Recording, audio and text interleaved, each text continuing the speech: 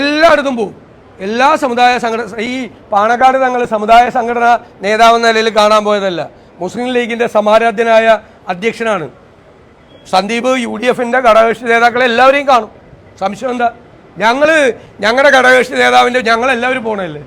ഘടകകക്ഷി നേതാവിൻ്റെ വീട്ടിൽ പോയതിന് എന്താ പ്രശ്നം? ഇതിനെന്ത്? ഞാൻ ചോദിക്കുന്നത്, സന്ദീപ് വാര്യർ കോൺഗ്രസ് ചേർന്നതിൽ ഇത്ര അസ്വസ്ഥത പിണറായി വിജയൻ എന്താ കാര്യം? CPM-കാരെ കൊന്നു എന്ന് CPM-കാരെ ആക്ഷേപിച്ച RSS നേതാവ് OK വാസുവിനെ ചുവന്ന ഷാളിട്ടും ചുവന്ന മാലയിട്ടും സ്വീകരിച്ച ആളല്ലേ പിണറായി വിജയൻ? മറന്നുപോയോ? എന്നിട്ട് അയാളെ പാലക്കാട് മലബാറിലെ ദേവസ്വം ബോർഡ് പ്രസിഡന്റാക്കി.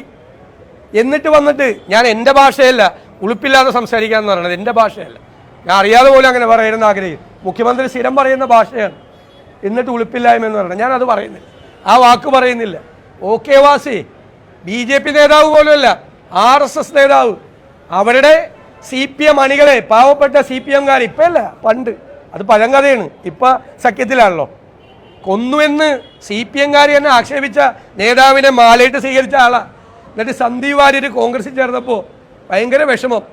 BJP ക്യാമ്പിലുള്ള കൂട്ടക്കരച്ചിലിനേക്കാൾ ഉറക്കെ കേൾക്കുന്ന കൂട്ടക്കരച്ചിൽ CPM ക്യാമ്പിൽ നിന്നാണ്. മുഖ്യമന്ത്രി തന്നെ വന്ന് പൊട്ടിക്കരച്ചു.